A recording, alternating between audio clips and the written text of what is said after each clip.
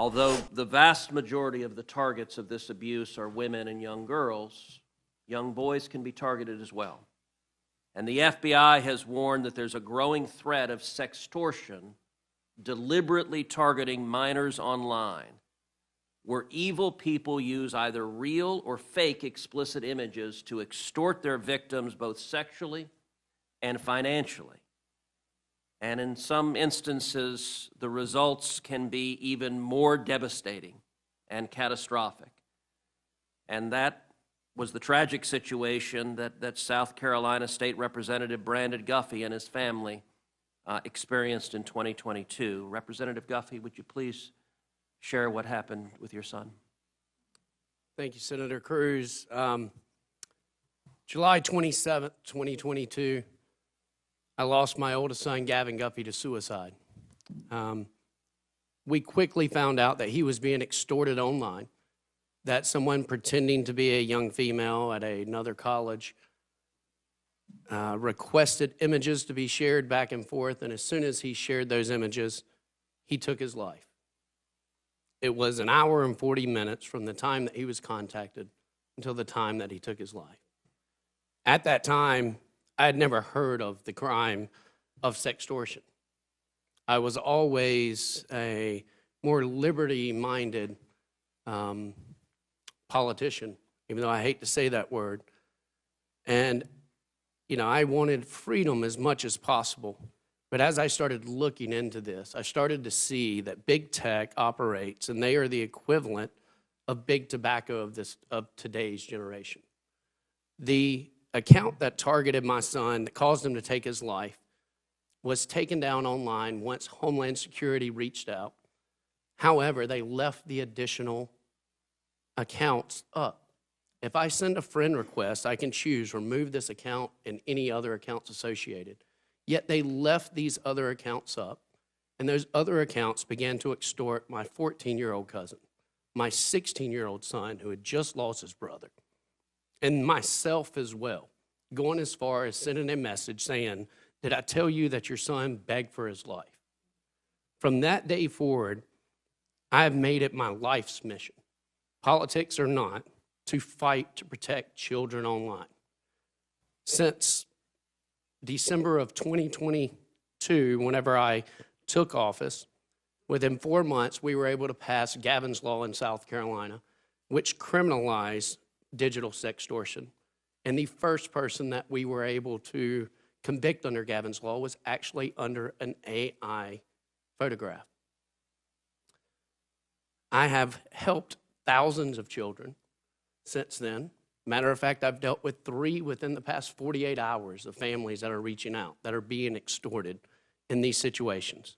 I've worked with groups such as NCOSI and NCMEC here on the Hill. I have showed up with parents, and unfortunately, the amount of parents that are losing children are growing daily. Since my son took his life, there's been 40 other teens that are public about this. I can tell you there's more than a dozen that I know of that just do not feel comfortable sharing their stories. But I'm witnessing teens constantly take their life. And as you said, Senator Cruz, trying to get an image down. Now, granted, I'm just a state representative, but I have a little bit more pull than the average citizen, and I'm able to get some of these taken down occasionally. But that's generally not the case. And with something such as Take It Down, it would allow families to be able to have those images taken down and to have the voice that my son did not have. There was no recourse of being able to know, to be able to get these images down. And in his mind, no one had his back, and this wasn't talked about. So since then, it's been my mission to speak up, scream it from the mountaintops on how we have to hold big tech accountable, and Take It Down does that. So for everyone involved, I really thank you for your involvement and urge for passage within the House.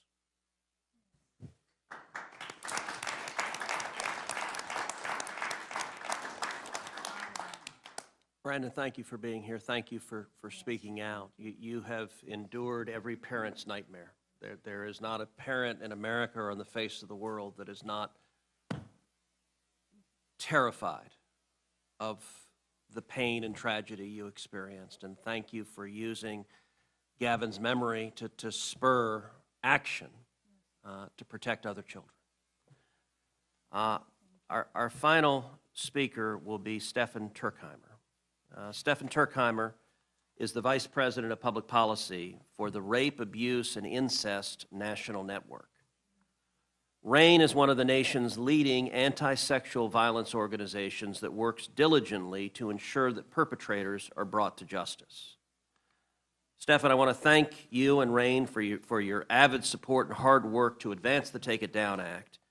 And we've had a lot of discussion today about the use of AI to create fake sexually explicit images of real people. We've heard from those who've been impacted by those heinous acts. Can you describe what you're seeing across the country, how technology is changing the threat, and why Congress needs to act? Yes, absolutely. Thank you for the question. And thank you. You can push the power button on. Oh, I the already mic. turned it on. Okay. Yeah, okay. Thank you for your advocacy, Senator Cruz, and thank you for being here, Madam First Lady, and thank you, Representative Salazar, for your leadership. I'm Stefan Turkheimer, Vice President of the Rape, Abuse, and Incest National Network, and what we're best known for is running the National Sexual Assault Hotline. And the hotline's really two parts. There's a phone call, and there's also an online hotline. And during the pandemic, more than half of the people reaching out to the online hotline were children, which was very surprising to us. And we thought, well, it's people stuck at home with their abuser. There's no other ways to report. After the pandemic ends, the children will fall away from the hotline, but they didn't. And what we started seeing in the data was that things that started as maybe 1 or 2 cases a month started doubling every month from 2019 to now. And it's all image-based sexual abuse. Image-based sexual abuse is often a part of in-person sexual abuse, but it often exists on its own. And all these kids that are calling the hotline, that are reaching out, they're suffering the same trauma, the same harm, very similar harm as what happens in person. And the difference is that it keeps happening over and over and over again every time the images resurface. And all those people on the hotline want to be able to say is this ends now. We have a way of stopping it. But the reality is we do not. We do not have good options for those kids.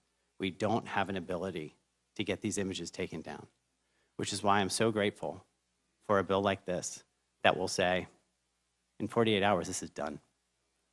You won't have to be re-traumatized every time you open a laptop. Every text you get, every time you hear that noise, is someone else telling you they've seen you online.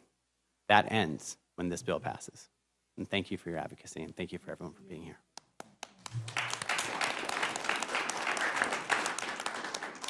Stefan, thank you. Thank you for your hard work and for RAIN's hard work protecting the victims of sexual violence and exploitation. It's enormously important work.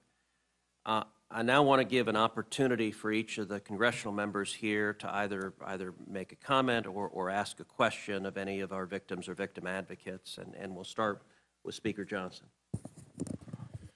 Thank you, Ted. Senator, great work on this. Representative Salazar, our extraordinary First Lady, for bringing this to the public's attention. I want to thank these extraordinary witnesses that we had today, Breeze and Brandon and Steph, and the ladies, Elliston and Francesca. You're so articulate, you could serve in Congress. In fact, I'll recruit you in a couple of years to be here. Look, I'm just going to say very briefly, state the obvious. As the dark side of technology advances, these unspeakable evils become part of the culture, the law has to keep up. And I'm really grateful that we have thoughtful legislators here who take the reins on this and are willing to pass legislation to address it. We are anxious to put it on the floor in the House, to get it to President Trump's desk for signature, because we've got to do what we can to stop this. And I am a full supporter of it. I'm grateful to have a moment to be with you all. Yield back. Thank you, Mr. Speaker. I appreciate your being here, and I appreciate your leadership getting this passed into law so that we can protect these victims and prevent further victims. Majority Leader Scalise. Well, I as well want to thank Senator Cruz and Congresswoman Salazar for your leadership. We came incredibly close last year to getting this across the finish line, but I think with the leadership and the voice of the First Lady. I just want to applaud First Lady Melania Trump for lending your voice and the strength of your office to this, because I have no doubt this is going to be the year that we actually get the Take It Down Act signed into law. And I think, as you heard from Elliston, Francesca, Breeze, the horrible stories, you could have easily just walked away and hidden and had somebody else pick up the mantle to do this. But you said, no, nobody else should have to do and go through what I've been through. So I'm going to lend my voice and my experience so that we can stop anybody else from having this happen again. And when you then hear, okay, well, it's going to take an act of Congress to fix this, you probably really get concerned and say, well, I've heard how long that takes. And believe me, it can take a long time unless you've got the right coalition. And this time, I think you've got the right coalition. You have the right leaders, a bipartisan coalition. I want to thank my colleague Ro Khanna, Senator Klobuchar, for being a part of this too, because when you look at where we are now, I go back to my days in the State House of Representatives, and this is before social media, but back then, the technology for cameras was getting very, very small and more high definition. And video voyeurism was the crime of the day back then.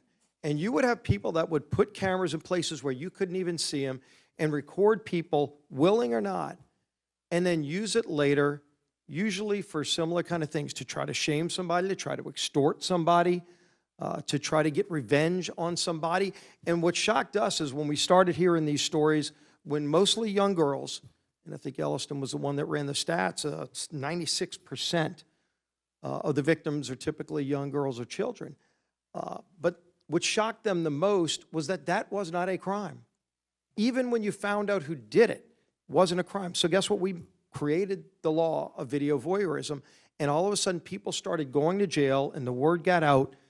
And it still happens, unfortunately, but it doesn't happen at the extent that it used to, because now people know there's consequences. The same thing will happen with the Take It Down Act, and I know he's going to talk as well, but I want to applaud Chairman Brett Guthrie of the Energy and Commerce Committee, because he and I have talked about this a number of times, and we have a high commitment, not only to bring it through his committee, but when the bill comes through committee, it will be a priority to bring the bill to the House floor quickly, to get it to the President's desk for signature, because it's going to give victims two things.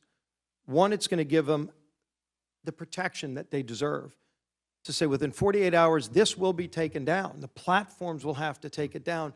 And then it's going to do something else that just doesn't exist at the level it should. And that is the accountability to the perpetrator. Because those boys shouldn't still be in school, strutting around as if nothing happened, as if it's your problem to deal with that they created, because nobody's going to touch them. Will you tag the word felon to the end of that name? All of those athletic ventures go away, a lot of other things go away, and people will think twice. So again, thank you, Senator Cruz. Thank you, Congresswoman Salazar, and thank you, First Lady, for lending your voice. But I really applaud the victims, because we want you to come back. I know somebody in the White House that may be able to get us an invitation to be at that signing ceremony, but just envision the day where all of your work to not just sit quietly, but to speak out on behalf of others, so that there aren't victims in the future and that there are consequences in the future. Your work will pay off. We're going to get this done this year.